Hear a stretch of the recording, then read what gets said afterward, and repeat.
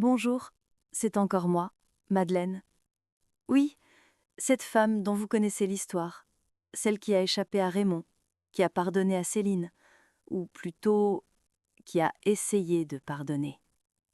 Mais aujourd'hui, je ne vais pas vous parler de moi, je vais vous parler de quelqu'un d'autre, quelqu'un de très proche, ma meilleure amie depuis 40 ans, Françoise. 40 ans, c'est long, n'est-ce pas? Pendant 40 ans, nous avons tout partagé. Les joies, les peines, les mariages, les deuils. Nous nous sommes rencontrés en 1985 à Paris, dans un club de lecture. Elle avait 28 ans, j'en avais 28 aussi. Nous étions jeunes, pleines de rêves. La vie était pleine.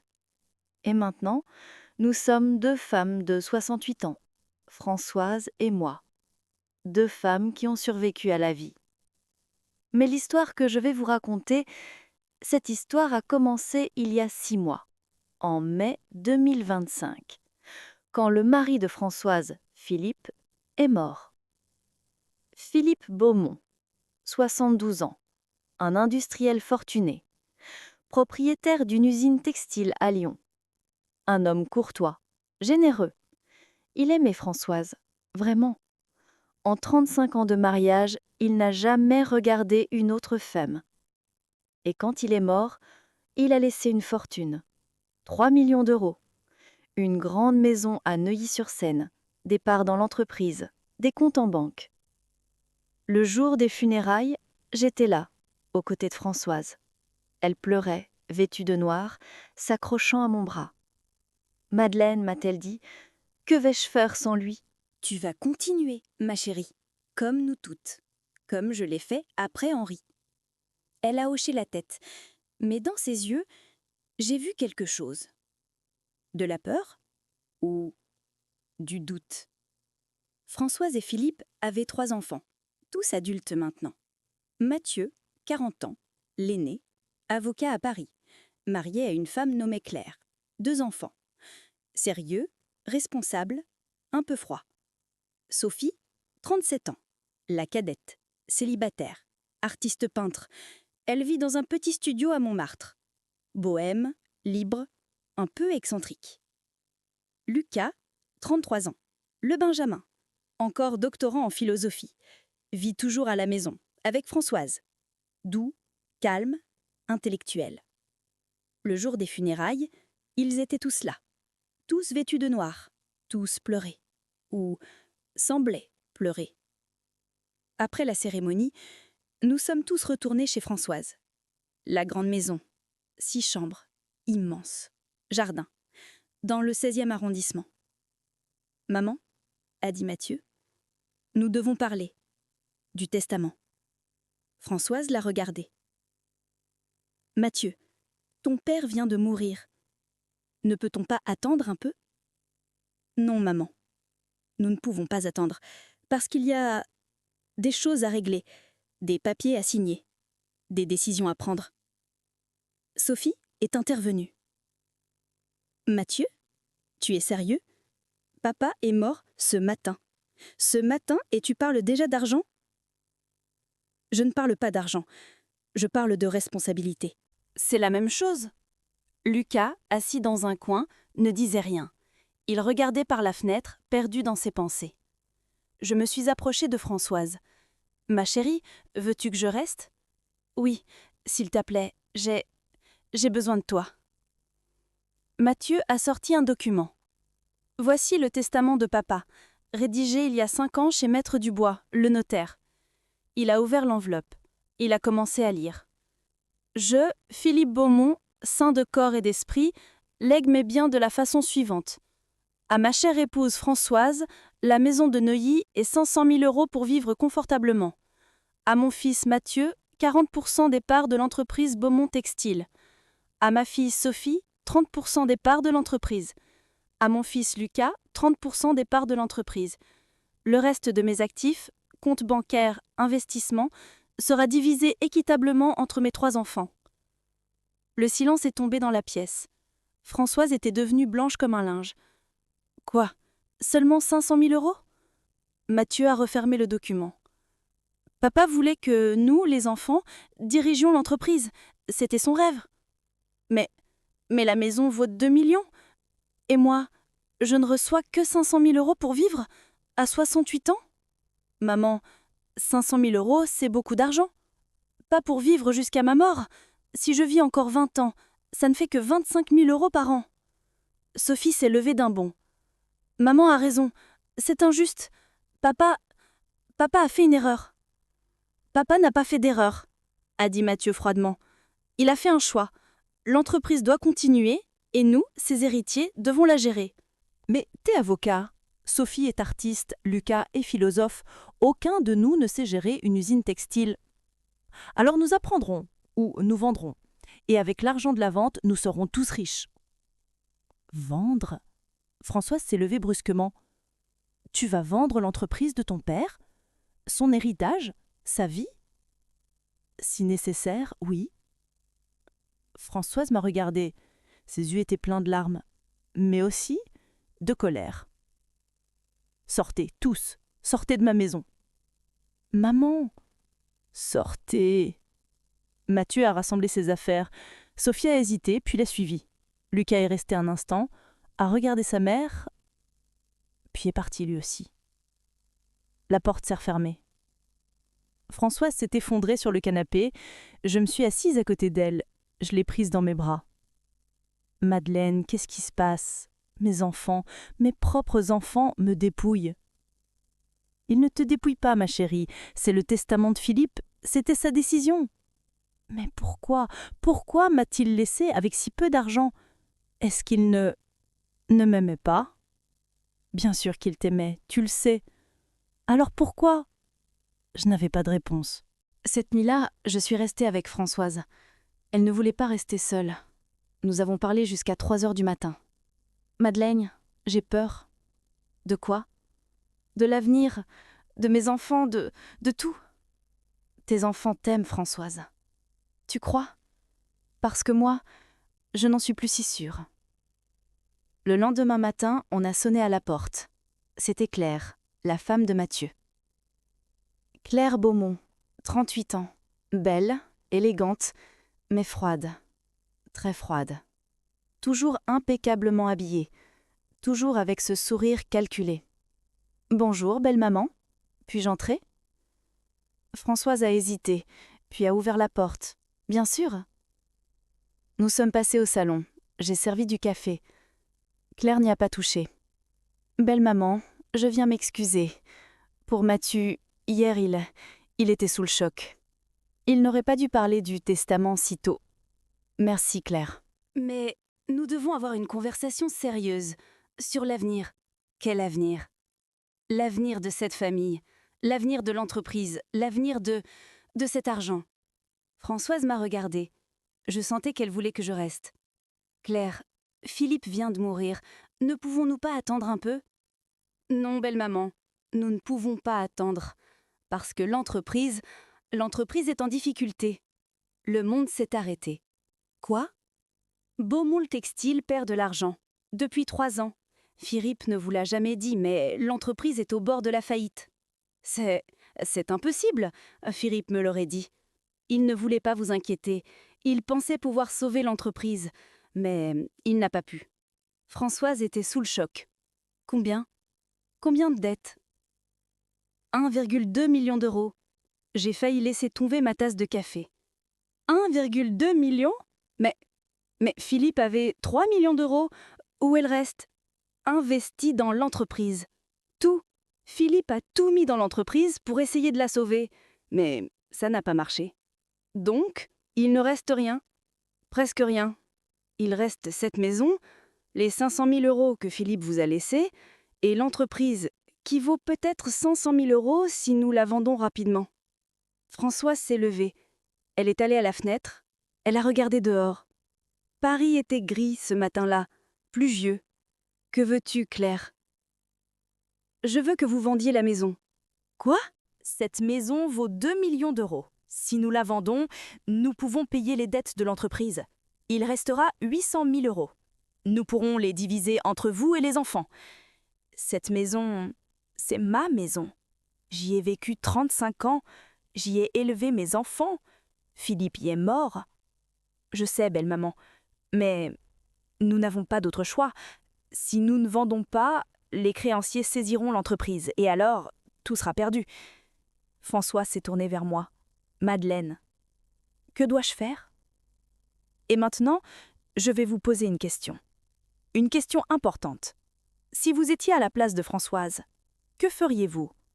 Option 1, vendre la maison pour sauver l'entreprise familiale et payer les dettes.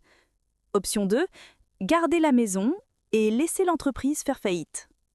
Je me demande vraiment ce que vous feriez, parce que Françoise, elle, a fait un choix qui allait tout changer. Mais je vais vous raconter ce choix dans quelques instants. D'abord, laissez-moi vous dire ce qui s'est passé ensuite. Après le départ de Claire, Françoise est restée silencieuse pendant des heures.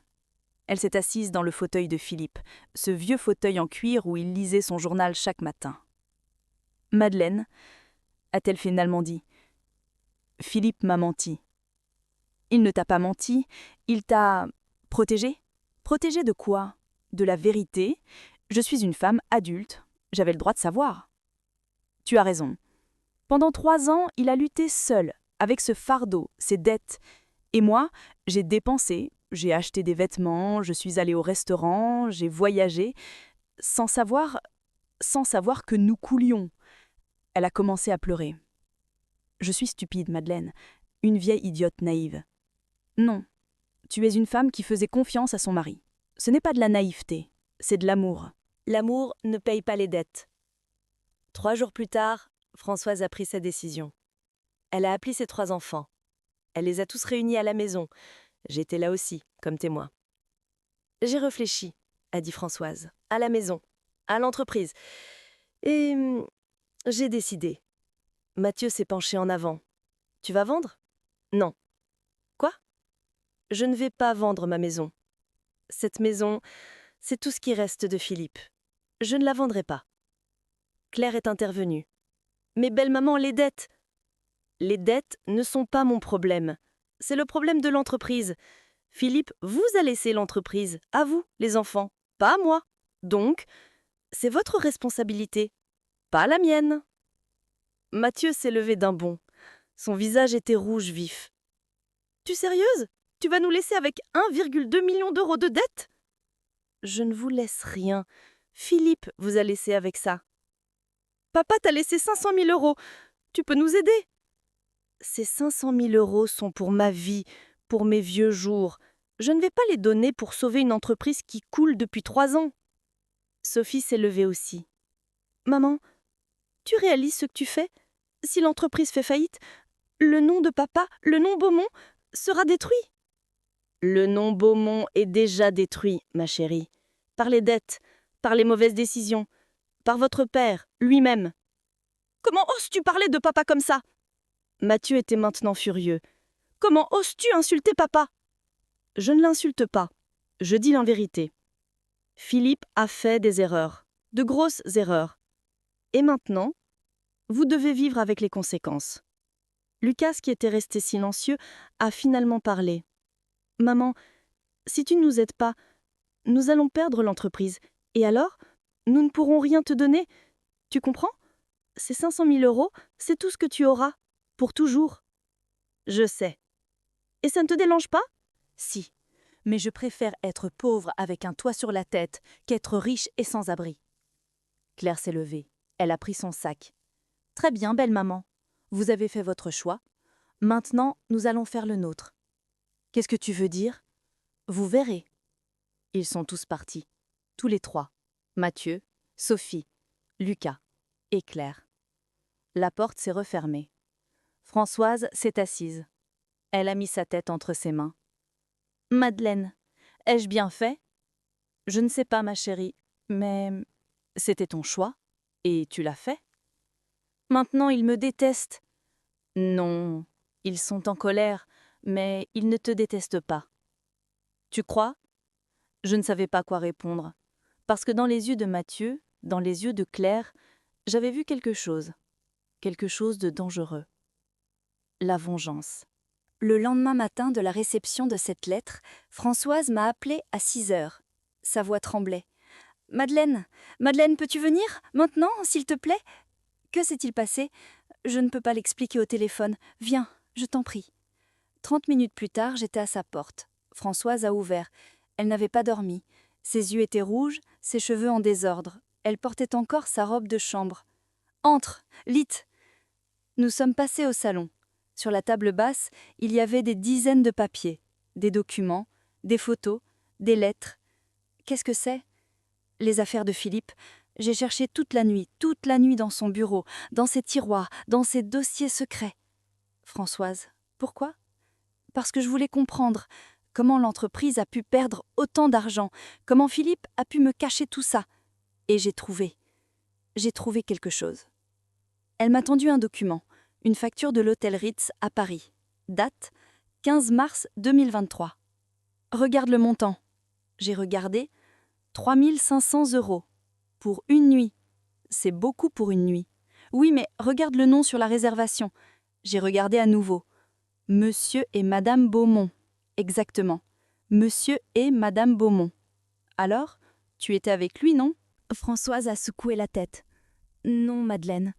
Le 15 mars 2023, j'étais à Nice, chez ma sœur, pour son anniversaire. Philippe devait rester à Paris pour le travail. Tu te souviens? C'est toi qui m'as conduite à la gare. Mon sang s'est glacé. Donc tu veux dire... Je veux dire que Philippe était au Ritz avec quelqu'un d'autre. Quelqu'un qui se faisait passer pour sa femme. Elle m'a tendu d'autres papiers. Des factures de restaurant, des reçus de bijouterie, des billets de cinéma. Tous au nom de Monsieur et Madame Beaumont. Tous à des dates où Françoise n'était pas là. Combien? Ai-je demandé doucement. Combien de factures? Ou combien de fois il m'a trompé? Les deux. 27 factures, sur 2 ans, de mars 2023 à février 2025, jusqu'à un mois avant sa mort. 27 fois. Mon Dieu! Mais qui est cette femme? Je ne sais pas. Pas de nom, juste Madame Beaumont. Françoise s'est effondrée sur le canapé. Pendant que je pensais qu'il travaillait à sauver l'entreprise, il dépensait notre argent avec une maîtresse. Françoise. 27 fois, Madeleine. 27 fois. Hôtel de luxe, restaurant étoilé, bijoux. Il a dépensé au moins 100 000 € pour elle. 100 000 € qui auraient pu sauver l'entreprise. Exactement. Un long silence. Dehors, Paris se réveillait. Les voitures klaxonnaient. Les gens allaient travailler. La vie normale continuait. Mais ici, dans cette maison, tout s'effondrait. « Que vas-tu faire ?» ai-je demandé doucement. « Je ne sais pas. Si je montre ces papiers aux enfants, si je leur dis que leur père m'a trahi, qu'il les a trahis, ils pourraient ne pas te croire. Ou pire, ils vont me croire et alors, la mémoire de Philippe sera détruite pour toujours. » Elle m'a regardée. Dans ses yeux, il y avait un conflit, une guerre intérieure. Madeleine, dis-moi, qu'est-ce qui est le plus important? La vérité ou le souvenir? Et maintenant, je vous pose cette question aussi. Si vous étiez à la place de Françoise, diriez-vous la vérité sur Philippe à vos enfants? 1. Oui, ils ont le droit de savoir. 2. Non, laissez-les garder un beau souvenir de leur père. Commentez avec 1 ou 2. Je veux vraiment connaître votre opinion sur ce dilemme moral. Françoise a décidé d'attendre. Je vais d'abord engager un détective privé pour découvrir qui est cette femme. Tu es sûre? Non, mais j'ai besoin de savoir. Peut-être que c'est important pour le procès. 2 jours plus tard, Françoise a engagé M. Pascal Mercier, détective privé, 55 ans, ancien policier, spécialisé dans les affaires familiales. « Madame Beaumont, a-t-il dit lors de leur première rencontre, je dois vous prévenir, parfois ce que nous découvrons est pire que ce que nous imaginons. Je sais, mais j'ai besoin de savoir. » Très bien, j'aurai besoin de toutes les factures, tous les reçus et une photo de votre mari. Françoise lui a tout donné. En attendant les résultats, Françoise a reçu un appel de Sophie. « Maman, pouvons-nous nous voir ?»« Sophie, tu me parles enfin ?»« Oui, seule. sans Mathieu, sans Claire. Juste toi et moi. Elles se sont retrouvées dans un café. Café de Flore, l'endroit où Thomas et Céline s'étaient rencontrés par hasard des années auparavant. Sophie était différente, plus douce, plus humaine. « Maman, je suis désolée, pour la lettre de l'avocat, je ne voulais pas. »« Alors pourquoi l'as-tu signée ?»« Parce que Mathieu m'a convaincue. Il a dit « Si nous ne faisons pas ça, nous allons tout perdre. Papa aurait voulu que nous nous battions. » Ton père aurait voulu que je sois traînée en justice ? Sophie a baissé la tête. Non, tu as raison. Papa aurait été horrifié. Alors pourquoi continues-tu ? Parce que j'ai des dettes, maman. Beaucoup de dettes. Mon studio à Montmartre, je ne peux plus payer le loyer. Mes tableaux ne se vendent pas. Et j'ai emprunté de l'argent à des gens dangereux. Combien ? 50 000 euros. Françoise a failli s'étrangler avec son café. 50 000 euros ? Sophie, pourquoi faire ? Pour vivre, pour manger, pour survivre. Pourquoi ne m'as-tu rien dit ? Parce que j'avais honte. Tu sais comment papa me voyait. Sophie l'artiste, Sophie la rêveuse, Sophie qui ne serait jamais responsable. Je ne voulais pas lui donner raison. Françoise a pris la main de sa fille. Ma chérie, pourquoi ne m'as-tu pas demandé de l'aide ? Parce que je pensais que l'héritage arriverait, que papa nous laisserait assez d'argent. Mais maintenant, avec les dettes de l'entreprise, il n'y a rien. Et ces gens à qui tu as emprunté ? Ils veulent leur argent. Dans 3 semaines. Sinon quoi ? Sophie n'a pas répondu. Mais dans ses yeux, il y avait de la peur. Sophie, qui sont ces gens ? Des prêteurs privés. Pas officiels. Tu veux dire des criminels ? Je ne sais pas. Peut-être. Françoise a senti son cœur se serrer. Sa fille, sa petite fille, mêlée à des criminels. D'accord. Voilà ce que nous allons faire. Je vais te donner 50 000 euros, de mes 500 000. Maman, non, c'est ton seul argent. Tu es ma fille, je ne vais pas te laisser être menacée par des criminels. Sophie a commencé à pleurer. Maman, je suis désolée. Pour tout, pour la lettre, pour l'avocat, pour avoir douté de toi. Elles se sont embrassées, et pendant un instant, tout s'est simplifié. C'était juste une mère et sa fille. Mais quand Françoise m'a raconté cette conversation, j'ai ressenti quelque chose d'étrange. Françoise, tu ne trouves pas ça bizarre que Sophie vienne maintenant, juste après la lettre de l'avocat ? Qu'est-ce que tu veux dire ? Je veux dire, et si c'était une manipulation ? Et si Sophie mentait sur les dettes pour te soutirer de l'argent ? Sophie ne ferait jamais ça. Tu en es sûre ? Françoise m'a regardée, et j'ai vu le doute s'installer dans ses yeux. 3 jours plus tard, le détective a appelé. « Madame Beaumont, j'ai des nouvelles. Pouvez-vous venir à mon bureau ?» Françoise y est allée. Je l'ai accompagnée. Le bureau de M. Mercier était petit, sombre, rempli de dossiers. Il nous a fait asseoir. « Madame, j'ai identifié la femme avec qui votre mari passait du temps. Qui est-ce ?» Il a sorti une photo. Une femme, peut-être 35 ans, belle, cheveux noirs, sourire éclatant. Elle s'appelle Isabelle Moreau, secrétaire chez Beaumont Textile. Le monde s'est arrêté. Quoi ? Elle travaillait pour votre mari depuis 5 ans. C'était sa secrétaire personnelle. Mais je la connais, je l'ai rencontrée. À la fête de Noël de l'entreprise, elle m'a serré la main. Elle a dit « Madame Beaumont, comme vous êtes élégante ». Et pendant tout ce temps, elle avait une liaison avec votre mari. Oui. Françoise ne pouvait plus respirer. Depuis quand ? Au moins depuis mars 2023. Peut-être plus longtemps, mais les factures ne remontent qu'à cette date. Et maintenant ? Où est-elle maintenant ? C'est là que ça devient intéressant. Après la mort de M. Beaumont, elle a démissionné. Elle a quitté l'entreprise et elle a acheté un appartement à Monaco. À Monaco ? Oui, un appartement de 800 000 euros, payé comptant. Françoise m'a regardée. 800 000 euros. D'où vient cet argent ? Le détective a sorti un autre document. De votre mari, il lui a fait plusieurs virements, sur 2 ans. Total, 850 000 euros. 850 000 euros. Françoise s'est levée. Elle a marché dans la pièce. 850 000 euros. L'argent qui aurait pu sauver l'entreprise, l'argent qui aurait pu éviter les dettes, l'argent qui aurait pu nous sauver tous. Il l'a donné à sa maîtresse? Oui, madame. Et les enfants? Ils savent? Je ne pense pas. Sauf si... Sauf si quoi? Sauf si l'un d'eux était complice. Le monde s'est encore arrêté. Complice? Qu'est-ce que vous voulez dire? Madame, quelqu'un devait gérer ses virements. Quelqu'un devait signer les chèques. Votre mari ne pouvait pas faire ça seul. Il devait nécessairement avoir un complice. Françoise s'est assise. Ses jambes ne la portaient plus. Qui?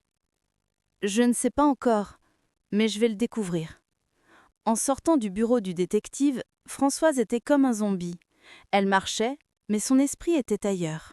Madeleine, l'un de mes enfants savait. L'un de mes enfants a aidé Philippe à me tromper. Mais lequel? Nous ne pouvons pas encore savoir. C'est évident, Madeleine. Quelqu'un a signé ces virements. Quelqu'un a protégé Philippe. Ça pourrait être quelqu'un de l'entreprise, un comptable, un... Non. Sa voix était maintenant froide, déterminée. Non, c'était quelqu'un de la famille.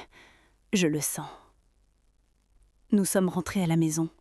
Françoise a sorti une bouteille de vin, du Bordeaux, cher. Elle a bu directement à la bouteille. 35 ans de mariage. Pendant 35 ans, j'ai fait confiance. J'ai aimé. J'ai cru. Et maintenant, j'apprends que mon mari m'a trompée, qu'il m'a volée, qu'il m'a menti. Françoise. Et mes enfants? L'un d'eux savait, l'un d'eux était dans le coup, mais lequel? Elle m'a regardée. Est-ce Mathieu, l'avocat froid et calculateur? Sophie, l'artiste endetté et désespéré? Ou Lucas, le philosophe silencieux qui observe tout? Françoise, tu te fais du mal. Attends les résultats de l'enquête. Non, je n'attendrai pas. Je vais les confronter, tous les trois, maintenant. Françoise, ce n'est pas une bonne idée? Je m'en fiche. Appelle-les, Madeleine. J'ai appelé. D'abord Mathieu, puis Sophie, puis Lucas. Ils ont tous accepté de venir. Ils avaient compris à ma voix que c'était sérieux. À 20h, ils étaient tous là, dans le salon de Françoise. Mathieu et Claire, Sophie, seule, Lucas, seul. Françoise se tenait face à eux, comme un général face à ses soldats. J'ai quelque chose à vous montrer. Elle a jeté les factures sur la table. 27 factures, du Ritz, des restaurants, des bijouteries. Votre père avait une maîtresse. Pendant 2 ans. Il a dépensé 850 000 euros pour elle. L'argent qui aurait pu sauver l'entreprise. L'argent qui aurait pu nous sauver tous. Le silence était assourdissant. Mathieu a pris une facture. Il a lu. Il est devenu blanc comme un linge. C'est impossible. C'est la vérité. Sophie pleurait déjà. Papa n'aurait jamais fait ça.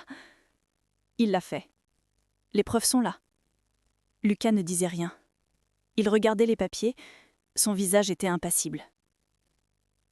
Claire s'est levée. Belle maman. Qu'est-ce que vous insinuez? Je veux savoir qui était au courant. Parce que quelqu'un a signé ces virements. Quelqu'un a aidé Philippe à voler notre argent. Vous nous accusez? La voix de Mathieu était froide. Je veux la vérité. La vérité? Mathieu s'est levé.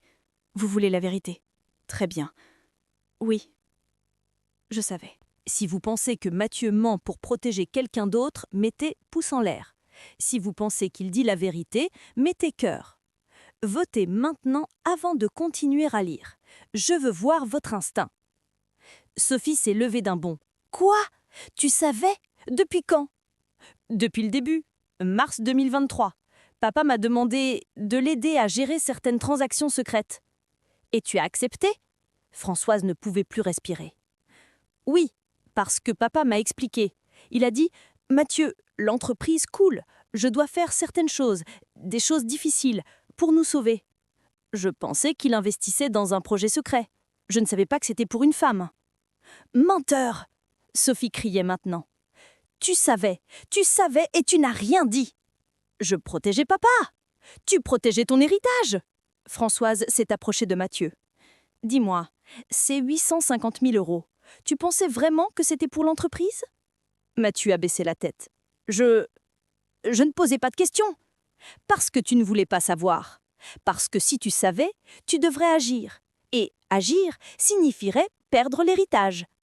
Non, ce n'est pas... Si! Françoise l'a giflé. Fort.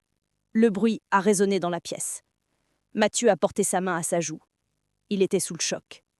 Sors de ma maison. Maman! Dehors! Toi et ta femme, sortez! Claire l'a pris le bras de Mathieu. Ils se sont dirigés vers la porte. Mais avant de sortir, Mathieu s'est retourné. Tu veux savoir, maman? Tu veux savoir la vraie raison pour laquelle papa t'a laissé si peu d'argent? Parce qu'il ne t'aimait plus. Depuis des années. Il restait avec toi par obligation. Mais son cœur était ailleurs. Il est sorti. Claire l'a suivi. La porte a claqué. Françoise s'est effondrée. Je l'ai rattrapée juste avant qu'elle ne tombe.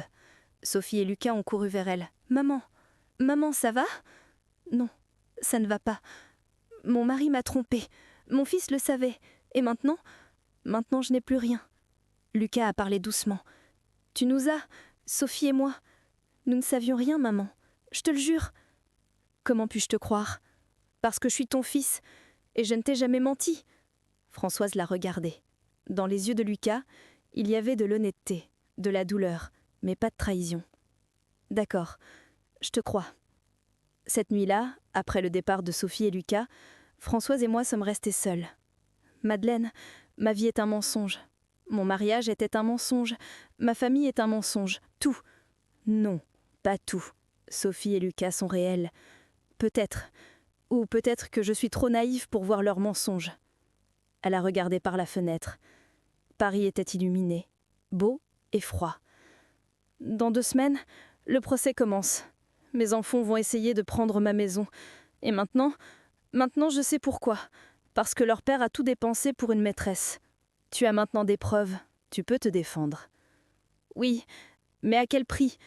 Si je montre ces preuves au tribunal, le nom de Philippe sera détruit. Mes enfants vont détester leur père. Et peut-être qu'ils me détesteront aussi pour avoir révélé la vérité. Et maintenant, laissez-moi vous poser quelque chose. Si vous étiez à la place de Françoise, que feriez-vous? Révéler toute la vérité au tribunal? Garder le secret et trouver un autre moyen de gagner le procès? Écrivez dans les commentaires et dites pourquoi. Je veux comprendre votre raisonnement. Parce que cette décision allait déterminer tout ce qui suivrait. Et ce qui suivrait, c'était quelque chose que personne n'aurait pu imaginer. Même pas moi. Les 2 semaines suivantes ont été un enfer pour Françoise. Elle ne dormait plus, elle ne mangeait plus, elle restait assise pendant des heures, regardant des photos de mariage.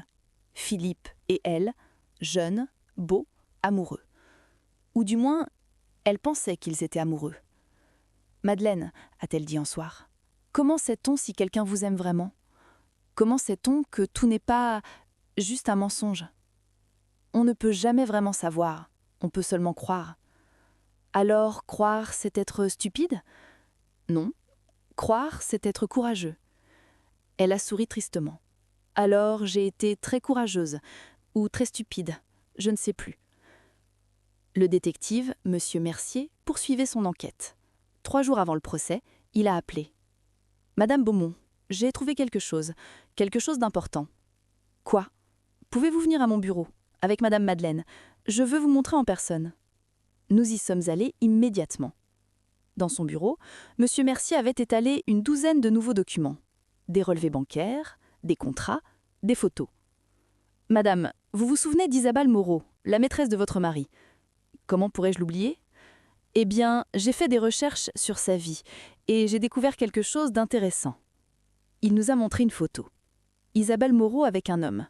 Ils s'embrassaient sur une terrasse à Monaco. « Qui est-ce » a demandé Françoise. « Son mari. »« Quoi ?» Isabelle Moreau est mariée, depuis 8 ans, à un homme nommé David Moreau. Ils ont même 2 enfants. Françoise était sous le choc. Mais si elle est mariée, pourquoi Philippe? Pour l'argent, madame. Isabelle et son mari sont des escrocs professionnels. Ils ciblent les âmes riches, Isabelle devient la maîtresse, elle manipule, et finalement, ils siphonnent l'argent. 850 000 euros. Ce n'était pas assez, madame, regardez ça. Il nous a montré un contrat, signé par Philippe Beaumont, daté du 10 février 2025, un mois avant sa mort. Qu'est-ce que c'est? Une procuration. Votre mari a donné à Isabelle l'accès à tous ses comptes bancaires. À tous. Le monde a tourné. Quoi? Mais pourquoi? Je ne sais pas, mais regardez la date. 10 février. Votre mari est mort le 15 février, 5 jours plus tard. Donc, vous voulez dire... Je pense qu'Isabelle préparait quelque chose de grand, mais votre mari est mort avant qu'elle ne puisse le réaliser. Françoise s'est assise, ses mains tremblaient. Si Philippe n'était pas mort, elle aurait pris tout notre argent? Probablement, oui. J'ai posé la question que nous pensions toutes les deux. Monsieur Mercier, pensez-vous que la mort de Philippe était naturelle? Le détective m'a regardé, longuement. Officiellement, oui, crise cardiaque. Mais quoi? Mais je trouve ça étrange. Un homme de 72 ans, en bonne santé, il fait du sport, il mange bien, et soudain, une grosse crise cardiaque, le jour où il devait signer un nouveau contrat pour l'entreprise. Vous pensez qu'il a été assassiné? Je ne peux pas le prouver, mais j'ai des doutes. Françoise s'est levée. Elle faisait les 100 pas. Il faut appeler la police. Ils doivent rouvrir l'enquête sur la mort de Philippe. Madame, sans preuve concrète, la police ne fera rien. Un homme de 72 ans qui meurt d'une crise cardiaque, pour eux, c'est normal. Mais la procuration, les 850 000 euros. Donner de l'argent à quelqu'un n'est pas un crime, même si c'est votre maîtresse. Françoise s'est tournée vers moi. Madeleine, que dois-je faire? Tu utilises ça au tribunal. Tu montres que Philippe a été manipulé, que l'argent n'a pas été perdu à cause de mauvaises décisions commerciales, mais à cause d'une escroquerie. Mais ça va détruire son image. Tes enfants essaient de prendre ta maison, Françoise. Tu dois te défendre. Elle a lentement hoché la tête. D'accord, je vais le faire. Le jour du procès est arrivé. Tribunal de grande instance de Paris. 9 heures du matin. Françoise portait un tailleur noir, élégant mais sobre. Cheveux attachés, maquillage léger. Elle voulait avoir l'air d'une veuve respectable, pas d'une femme hystérique. J'étais à ses côtés. Son avocat, maître Dubois aussi. Un homme d'une 60aine d'années, cheveux blancs, regard perçant. De l'autre côté, il y avait Mathieu, Sophie et Lucas, avec leur avocat, maître Leblanc. Un jeune homme de 30 ans, arrogant. Et puis, il y avait Claire, assise derrière Mathieu. Elle me regardait en souriant, un sourire froid, calculateur. Il y avait quelque chose dans ce sourire qui me mettait mal à l'aise. La juge est entrée. Madame la juge Petit, 50 ans, cheveux courts, visage sévère. Asseyez-vous, nous sommes ici pour entendre l'affaire Mathieu, Sophie et Lucas Beaumont contre Françoise Beaumont. Sujet, contestation du testament de Philippe Beaumont. Commençons. Maître Leblanc, l'avocat des enfants, s'est levé. Madame la juge, mes clients sont ici parce qu'ils ont subi une injustice. Leur père, Philippe Beaumont, était un homme bon, généreux, juste, mais dans les derniers mois de sa vie, il a changé. Comment? Il est devenu distant, confus, il oubliait des choses, il prenait des décisions étranges. Et mes clients pensent que quelqu'un l'influençait, quelqu'un le manipulait. Vous accusez Madame Françoise Beaumont? Oui, Madame la juge.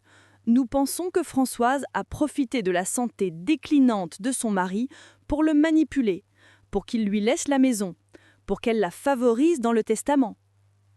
Françoise s'est levée d'un bond. C'est un mensonge complet. Madame Beaumont, veuillez vous asseoir, votre tour viendra. Maître Leblanc a continué. Nous avons des preuves, des témoignages, des voisins qui ont vu Philippe et Françoise se disputer, des employés de l'entreprise qui ont entendu Philippe dire « Ma femme me rend fou » et enfin des relevés bancaires montrant que Françoise dépensait des sommes exorbitantes. Combien ? 30 000 € par mois pour des vêtements, des bijoux, des voyages, pendant que l'entreprise coulait. La juge s'est tournée vers Françoise. « Madame, est-ce vrai ?» Françoise m'a regardée. J'ai hoché la tête. Elle a pris une profonde inspiration. « Oui, madame la juge, je dépensais beaucoup d'argent, mais je ne savais pas que l'entreprise était en difficulté. Philippe ne m'a rien dit. Vous n'avez pas posé de questions ?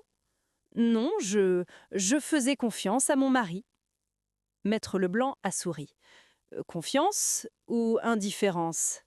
Madame la juge, Françoise Beaumont ne s'intéressait pas à l'entreprise. Elle ne s'intéressait pas aux problèmes de son mari. Elle ne s'intéressait qu'à elle-même. Objection ! Maître Dubois s'est levé. Mon confrère fait de la diffamation. Objection retenue. Maître Leblanc, veuillez vous en tenir aux faits. Très bien. Madame la juge, nous demandons l'annulation du testament et une redistribution équitable. La maison doit être vendue, l'argent divisé entre tous les héritiers. Il s'est assis. La juge s'est tournée vers nous. Maître Dubois, votre défense. Notre avocat s'est levé. Il tenait un dossier épais. Madame la juge, mes confrères ont peint un tableau très sombre de ma cliente, mais ce tableau est incomplet. Permettez-moi de le compléter. Il a ouvert le dossier. Il a sorti les factures. Les 27 factures. Philippe Beaumont avait une maîtresse. Pendant 2 ans. Il a dépensé 850 000 € pour elle. Voici les preuves. Il a posé les factures sur le bureau de la juge. Le silence dans la salle était assourdissant. Mathieu était devenu blanc comme un linge. Sophie s'est mise à pleurer. Lucas a fermé les yeux. La juge a examiné les documents. Continuez. Philippe Beaumont n'était pas l'homme bon que mes confrères décrivent. C'était un menteur, un tricheur. Il a volé de l'argent à sa propre famille et l'a donné à une escroc professionnelle. Une escroc ? Oui, madame la juge. Voici le rapport du détective privé. La maîtresse, Isabelle Moreau, est mariée. Elle a des enfants. Et elle et son mari escroquent des hommes riches depuis 10 ans. Il a posé le rapport sur le bureau. De plus, 5 jours avant sa mort, Philippe a signé une procuration, donnant à Isabelle l'accès à tous ses comptes bancaires. Si Philippe n'était pas mort, cette femme aurait pris tout l'argent de la famille. La juge a regardé Mathieu. « Monsieur Beaumont, étiez-vous au courant de cette relation ?» Mathieu a hésité. « Répondez à la question. » « Oui, je savais. » « Quoi ?» Sophie s'est levée d'un bond. « Tu savais et tu ne m'as rien dit ?» Sophie, assieds-toi. « Non, tu savais que papa nous volait et tu n'as rien dit. » Je protégeais papa. Tu protégeais ton héritage, tu veux dire. Silence.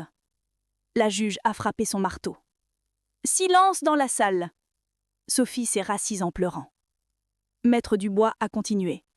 Madame la juge, il est clair que Philippe Beaumont n'a pas été manipulé par sa femme. Il a été manipulé par sa maîtresse. Et le testament qu'il a laissé était une tentative de protéger Françoise, de s'assurer qu'elle ait au moins la maison. Mais il ne lui a laissé que 500 000 €, parce qu'il pensait que l'entreprise avait de la valeur.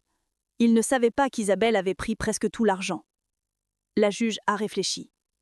Maître Leblanc, votre réponse. Le jeune avocat s'est levé, mais il n'avait plus ce sourire arrogant. Il était tendu. Madame la juge, ces révélations sont surprenantes, mais elles ne changent pas le fait que le testament est injuste. Injuste ? Comment ? Françoise à la maison, qui vaut 2 millions d'euros. Les enfants n'ont qu'une entreprise en faillite avec 1,2 million d'euros de dettes. C'est ce que leur père a choisi. Mais papa a été manipulé par Isabelle. Peut-être, mais pas Père Françoise, et c'est elle que vous accusez. Maître Leblanc s'est assis. Il savait qu'il avait perdu. Mais alors, quelque chose d'inattendu s'est produit. Claire s'est levée. « Madame la juge, puis-je parler ? » « Qui êtes-vous ? » ?»« Claire Beaumont, l'épouse de Mathieu. »« Asseyez-vous, madame, vous n'êtes pas partie à ce procès. Mais j'ai des informations importantes sur Isabelle Moreau. » La juge a hésité. Très bien, parlez. Claire s'est avancée. Elle était calme, très calme. Isabelle Moreau n'a pas agi seule. Elle avait un complice dans la famille. Le monde s'est arrêté. Qu'est-ce que vous dites ? a demandé Françoise. Claire m'a regardée, droit dans les yeux, et elle a souri. Le complice ? C'était Madeleine. Pensez-vous que Claire dit la vérité sur Madeleine ? Oui, Madeleine cache quelque chose. Non, clairement pour manipuler. Quel est votre avis ? Commentez maintenant. Tous les regards se sont tournés vers moi. Quoi ? ai-je dit. C'est ridicule ? Ridicule ? Claire a sorti son téléphone. Madame la juge, voici des photos. Madeleine Dubois et Isabelle Moreau, ensemble, dans un café, il y a 3 mois. Elle a montré le téléphone à la juge. Mon sang s'est glacé, parce que maintenant, je me souvenais. Ce jour-là, en août, j'étais dans un café. Une jeune femme s'est assise à ma table. « Excusez-moi, il n'y a plus de place. Puis-je m'asseoir ici ?» avait-il dit. J'avais dit oui. Nous avions parlé. 10 minutes, peut-être 15. Mais je ne savais pas que c'était Isabelle. C'était une rencontre fortuite, je ne la connaissais pas. Fortuite ou planifiée ? Madame la juge, je pense que Madeleine et Isabelle travaillaient ensemble pour escroquer Philippe. C'est un mensonge. François s'est levé d'un bonbon. Madeleine est mon amie, depuis 40 ans. 40 ans, a dit Claire doucement. C'est long. Assez long pour gagner la confiance de quelqu'un. Assez long pour préparer un plan. Quel plan ? Le plan d'hériter de tout. Réfléchissez, belle maman. Si Madeleine et Isabelle travaillaient ensemble, si elles ont poussé Philippe à donner tout son argent à Isabelle, et puis si Françoise hérite de la maison, et si Françoise, désespérée et seule, demande de l'aide à sa meilleure amie Madeleine, alors Madeleine aura tout. La salle était silencieuse. Françoise m'a regardée. Dans ses yeux, il y avait du doute. Pour la première fois dans 40 ans, du doute. Françoise, ai-je dit, doucement, tu ne crois pas à ça. Dis-moi que tu n'y crois pas. Mon cœur s'est brisé. La juge a parlé. Madame Claire, avez-vous d'autres preuves que cette photo ? Non, madame la juge, mais la photo n'est-elle pas suffisante ? Pourquoi Madeleine rencontrerait-elle par hasard la maîtresse de Philippe ? Parce que c'était un hasard. Je pleurais maintenant, je le jure. Madame Dubois, a dit la juge, je vais devoir enquêter sur ces accusations. Pour le moment, vous êtes témoin dans cette affaire. Mais si ces allégations s'avèrent vraies, vous pourriez être inculpé. Inculpé de quoi ? Escroquerie, complicité d'escroquerie, et peut-être de meurtre. Le mot a résonné dans la salle comme un coup de tonnerre. Meurtre ? Si Philippe Beaumont a vraiment été assassiné, et si vous êtes impliqué, c'est un meurtre. Je n'ai tué personne, je n'ai rien fait. Mais personne ne m'écoutait plus. Ils me regardaient tous, comme si j'étais un monstre. La juge a frappé son marteau. Nous faisons une pause, 2 heures, et ensuite nous continuerons. Le détective, M. Mercier, sera appelé comme témoin. Tout le monde s'est levé. Françoise s'est tournée vers moi. Madeleine, dis-moi la vérité. As-tu quelque chose à voir avec Isabelle ? Non, Françoise, tu me connais depuis 40 ans. Je pensais aussi connaître Philippe. Et regarde comment ça s'est terminé. Elle s'est éloignée. Je suis restée là, seule, au milieu de la salle d'audience vide. Et pour la première fois de ma vie, j'ai eu vraiment peur. Parce que j'ai réalisé, quelqu'un me tendait un piège. Quelqu'un voulait me détruire. Mais qui ? Claire ? Mathieu ? Isabelle elle-même ? Ou quelqu'un d'autre que je n'avais pas encore identifié ? Pendant la pause, je suis sortie. J'ai appelé mon fils, Thomas. « Maman, qu'est-ce qui se passe ? Tu as l'air paniqué. » Thomas, j'ai besoin de ton aide. Quelqu'un m'accuse de choses terribles. Quoi ? Qui ? C'est une longue histoire, mais peux-tu appeler ton ami ? Celui qui travaille à la police ? Celui qui t'a aidé dans l'affaire Raymond ? L'inspecteur Moreau ? Oui, bien sûr. Pourquoi ? Demande-lui de vérifier un nom. Isabelle Moreau. Je veux tout savoir sur elle. Son passé, ses escroqueries, tout. D'accord, maman. Je le fais maintenant. 30 minutes plus tard, Thomas a rappelé. Maman, j'ai parlé à l'inspecteur. Il connaît Isabelle Moreau. C'est une escroque connue. Elle a été arrêtée 3 fois. Mais à chaque fois, les charges ont été abandonnées. Pourquoi ? Parce qu'elle a des relations, des gens puissants qui la protègent. Quel genre de gens? Des avocats, des politiciens.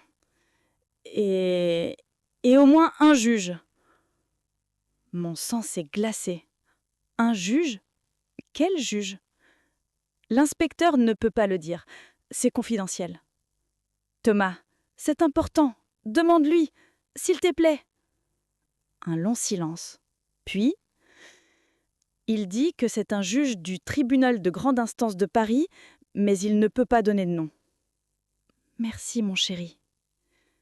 J'ai raccroché. Et j'ai compris. La juge, Madame la juge Petit, elle était corrompue. Elle travaillait avec Isabelle. Et maintenant, ils essayaient tous de me piéger. Mais pourquoi? Pourquoi moi? Puis j'ai réalisé.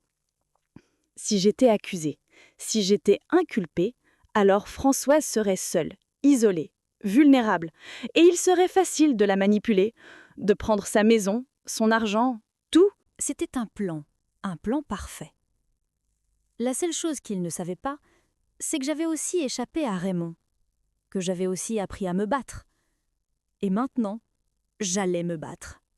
Pour Françoise, pour moi, pour la vérité. La pause s'est terminée. Tout le monde est retourné dans la salle. La juge est entrée. Nous reprenons. Monsieur Mercier, veuillez vous avancer. Le détective s'est avancé. Monsieur Mercier, vous avez enquêté sur cette affaire. Qu'avez-vous découvert? Beaucoup de choses, madame la juge. Mais le plus important, tout le monde ment. Expliquez. Isabelle Moreau ment. Elle n'est pas une secrétaire innocente. C'est une escroc professionnelle. Philippe Beaumont mentait. Il trompait sa femme. Mathieu Beaumont ment. Il savait tout et n'a rien dit. Et maintenant, madame Claire ment aussi. Claire s'Élisée d'un bond. Comment osez-vous? Asseyez-vous, madame. Non, cet homme me diffame. Asseyez-vous. Claire s'est assise, mais ses yeux me regardaient avec une haine pure. Monsieur Mercier a continué. J'ai enquêté sur la photo de Madeleine et Isabelle, et j'ai découvert quelque chose. La photo a été prise sous un certain angle, pour faire croire qu'elles étaient ensemble. Mais en réalité, il a montré son téléphone, une autre photo. Le même café, le même jour, la même heure. En réalité, il y avait 15 personnes dans ce café. Isabelle s'est juste assise à une table commune, par hasard, ou de manière arrangée. Arrangée par qui? Par la personne qui a pris la photo. Qui était-ce? Je ne sais pas encore, mais la photo a été envoyée à Madame Claire, par quelqu'un qui voulait piéger Madeleine. C'est ridicule, a-t-elle dit. Je n'ai rien arrangé. Alors, qui vous a envoyé cette photo? J'ai reçu un email d'une adresse anonyme. Vraiment? Pouvez-vous nous montrer cet email? Je l'ai supprimé. Comme c'est pratique. La juge a frappé son marteau. Monsieur Mercier, qu'insinuez-vous? J'insinue que quelqu'un organise tout ça. Quelqu'un qui veut détruire Françoise, qui veut prendre sa maison, son argent. Et cette personne utilise tout le monde. Isabelle, Mathieu, Claire et même vous, madame la juge. Le silence était assourdissant. Quoi? Vous êtes impliquée. Vous avez des liens avec Isabelle Moreau. Vous l'avez protégée dans le passé. Et maintenant, vous essayez de protéger Claire. La juge est devenue blanche comme un linge. Comment osez-vous m'accuser? Parce que j'ai des preuves. Il a sorti un document. Un relevé bancaire. Isabelle Moreau vous a payé 50 000 € il y a 6 mois. Raison du paiement, conseil juridique. Mais vous êtes juge, madame. Vous ne donnez pas de conseil juridique. La salle a explosé. Des murmures partout. La juge s'est levée. C'est un mensonge. Je vais vous poursuivre pour diffamation. Faites-le. Mais d'abord, vous devriez peut-être vous retirer de cette affaire. La juge a hésité. Puis, lentement, elle s'est assise. Très bien. Je me retire. Cette affaire sera transférée à un autre juge. Elle s'est levée. Elle est sortie de la salle. Et avec son départ, tout a changé. Maintenant, Dites-moi, qui pensez-vous est le vrai cerveau derrière tout ça? A. Isabelle, la maîtresse escroc. B. Claire, la belle-fille calculatrice. C. Mathieu, le fils avocat qui savait tout. D. Quelqu'un d'autre que nous n'avons pas encore identifié?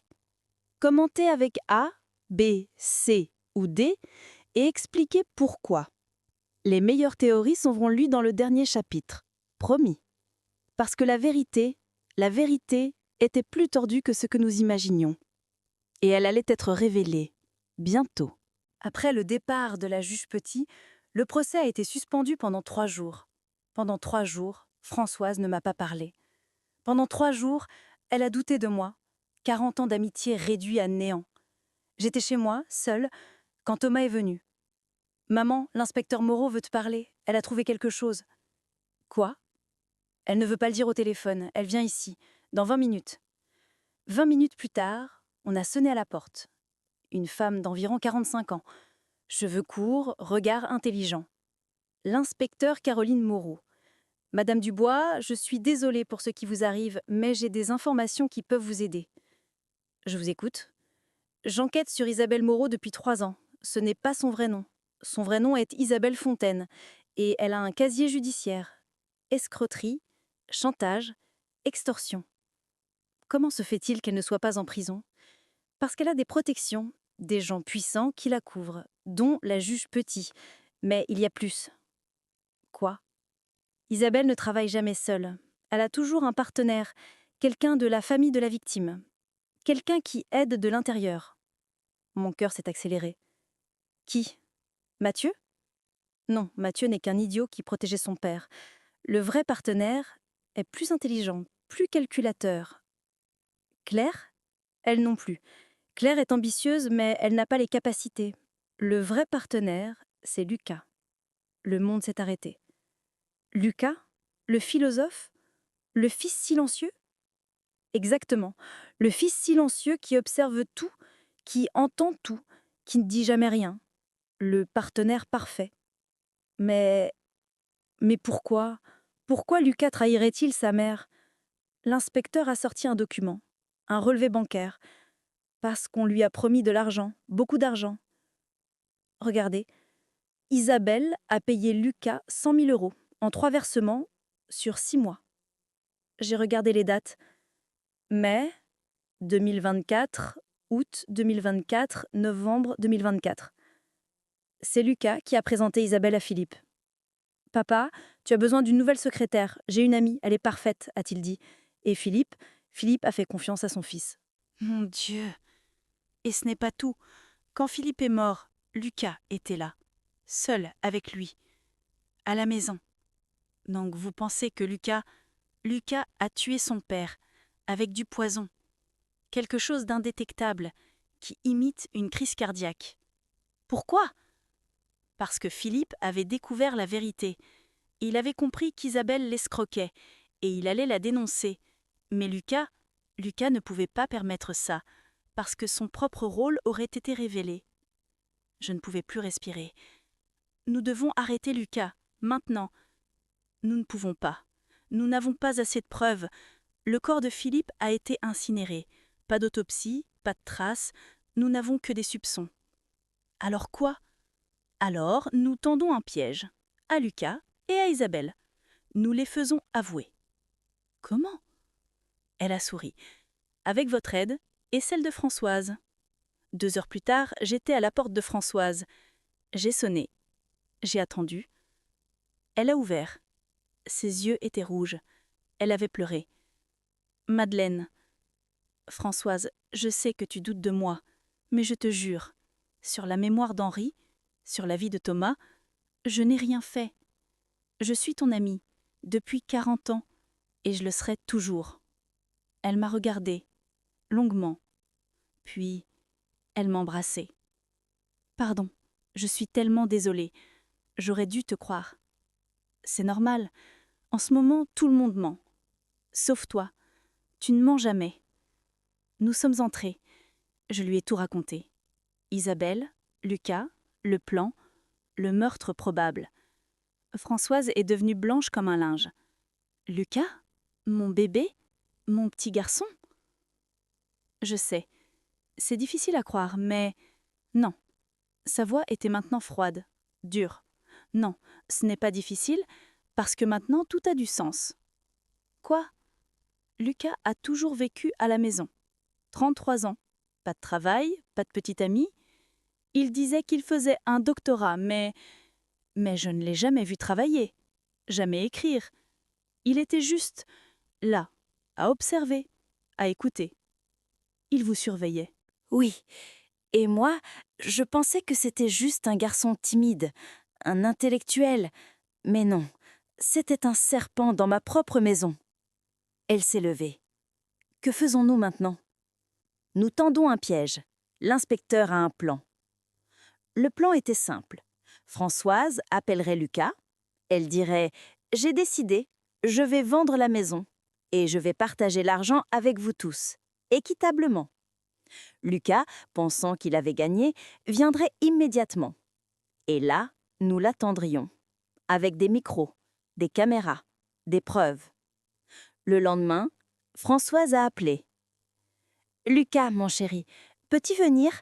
J'ai quelque chose d'important à te dire. »« Bien sûr, maman, j'arrive. » 1 heure plus tard, Lucas est arrivé.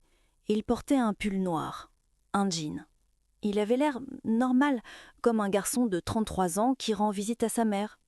Mais dans ses yeux, il y avait quelque chose de froid. « Maman, qu'est-ce qui se passe ?»« Assieds-toi, mon chéri. » Il s'est assis. Françoise s'est assise en face de lui. J'étais dans la pièce d'à côté, cachée, avec l'inspecteur Moreau. Nous écoutions tout. « Lucas, j'y réfléchis, au testament, à la maison, et tu avais raison, c'est injuste. Papa t'a laissé une entreprise en faillite, et moi, j'ai cette grande maison. Maman, tu n'es pas obligée de... Non, laisse-moi finir. Je vais vendre la maison, et je vais partager l'argent. 2 millions d'euros. Divisé par 4. Toi, Mathieu, Sophie et moi.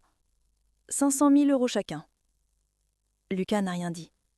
Il la regardait, calculait. « Mais j'ai une condition. » « Laquelle ? Je veux connaître la vérité. Sur Isabelle, sur papa, sur tout. » Un long silence. « Je ne comprends pas. » Tu comprends très bien, Lucas. Tu étais le complice d'Isabelle. C'est toi qui l'as présenté à papa. C'est toi qui l'as aidé à voler notre argent. Lucas s'est l'aidé. Maman, qu'est-ce que tu racontes? La vérité. Tu as reçu 100 000 euros d'Isabelle. J'ai les preuves. Son visage a changé. Le masque de gentillesse est tombé, remplacé par quelque chose de froid, de calculé, de dangereux. Qui t'a dit ça? Peu importe. Ce qui importe, c'est que tu me dises la vérité. Maintenant. Lucas s'est rassis, lentement. Il a souri. Un sourire qui a glacé mon sang. Très bien, maman. Tu veux la vérité? Voici la vérité. Je t'écoute. Papa était un idiot, un vieil homme qui y pensait avec son sexe. Quand Isabelle m'a contactée il y a 3 ans, quand elle a dit « Je peux gagner beaucoup d'argent avec ton père », j'ai dit oui.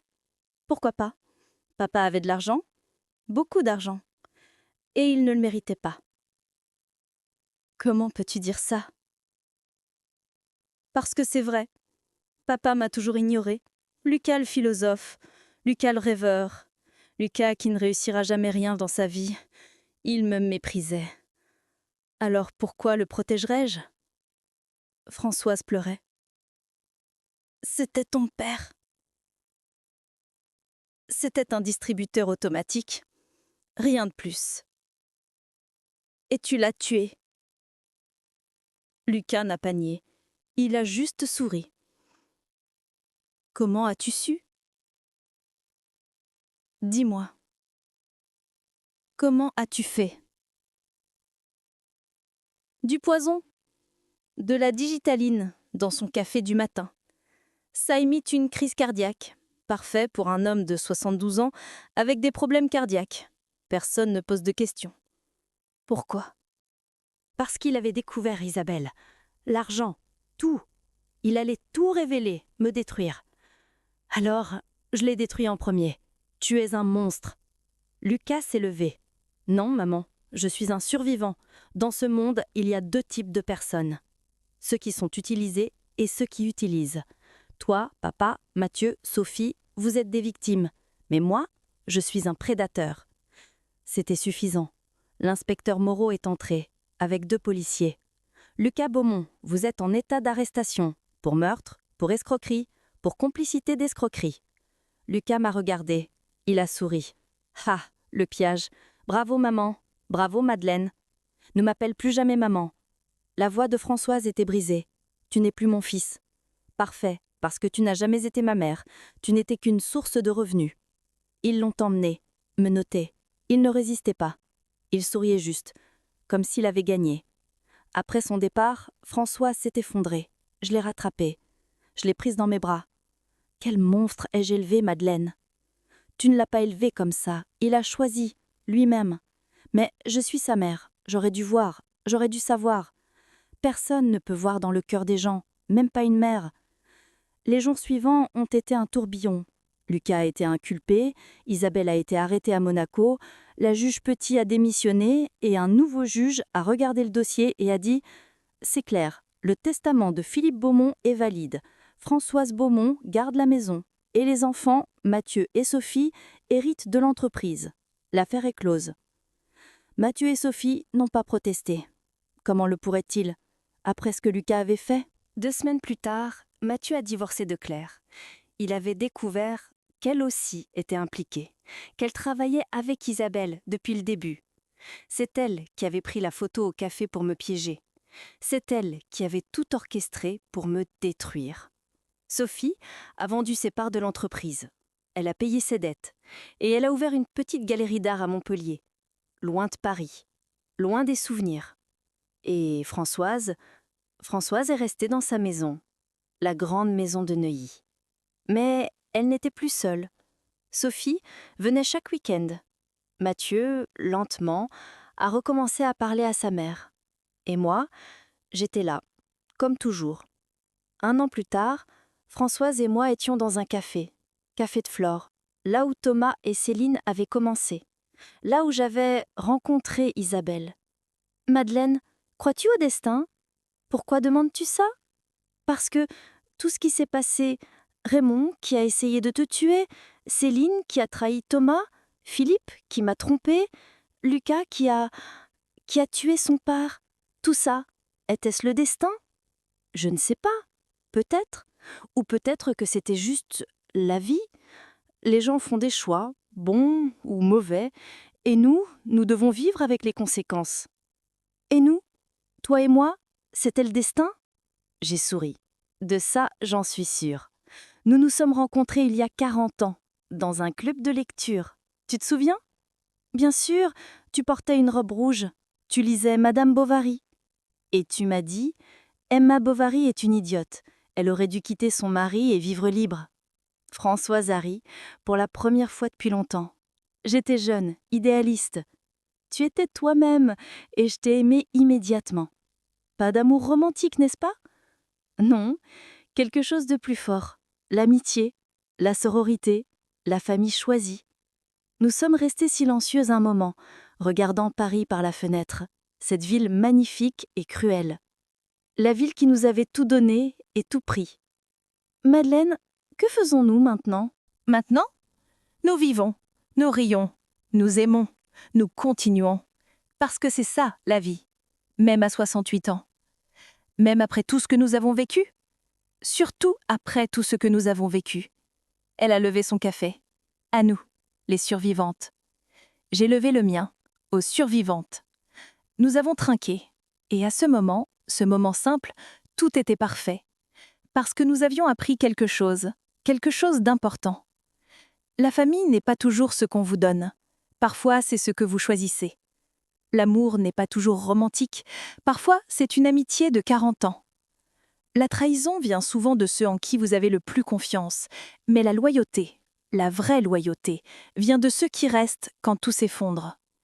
Et vieillir n'est pas une malédiction, c'est un privilège. Parce que ça signifie que vous avez survécu. À tout. Aux trahisons, aux pertes, aux mensonges. Et vous êtes toujours là, toujours debout, toujours en train de vous battre. Aujourd'hui, Françoise a 69 ans, un an de plus que le jour où Philippe est mort. Elle vit toujours dans sa maison, elle voit Sophie régulièrement, Mathieu occasionnellement, Lucas est en prison, et elle ne lui rend jamais visite. Moi, Madeleine, j'ai 68 ans. Thomas va bien, seul mais heureux. Léa est à l'université, brillante et forte. Et moi, je rends visite à Françoise 3 fois par semaine. Nous buvons du thé, nous parlons, nous rions, parfois nous pleurons. Mais nous sommes ensemble. Et c'est tout ce qui compte. Et maintenant, je vous pose une dernière question. Qu'avez-vous appris de cette histoire ? Écrivez dans les commentaires. Je veux vraiment savoir ce que cette histoire vous a fait ressentir, ce qu'elle vous a appris, comment elle a changé votre vision de la famille, de l'amitié, de la confiance. Parce que ces histoires, les histoires de femmes âgées, ne sont pas que des histoires. Ce sont des leçons, des avertissements, des inspirations. Et votre histoire ? Avez-vous une Françoise dans votre vie ? Une amie de 40 ans ? Ou avez-vous un Lucas ? Quelqu'un qui vous a trahi au plus profond de vous-même ? Racontez-moi, dans les commentaires. Je lis tout, je le promets. Et si vous avez aimé cette histoire, si elle vous a touché, si elle vous a fait réfléchir, alors partagez-la avec vos amis, vos mères, vos grands-mères. Parce que ces histoires doivent être racontées, encore et encore. N'oubliez pas de vous abonner, parce que j'ai beaucoup d'autres histoires à vous raconter. Des histoires de trahison, des histoires de délivrance, des histoires de survie, des histoires de victoire. Des histoires de femmes qui, à 68 ans, 69 ans, continuent de se battre, de vivre, d'aimer. Je suis Madeleine, et c'était l'histoire de Françoise. Mais la prochaine fois, je vous raconterai une autre histoire. Peut-être plus sombre, peut-être plus lumineuse, mais toujours vraie, toujours humaine. À bientôt, chers lecteurs. Et souvenez-vous, la vie est longue, les trahisons sont nombreuses, mais l'amitié, la vraie amitié, est éternelle. Avec amour, respect et 60 ans d'expérience de vie, Madeleine.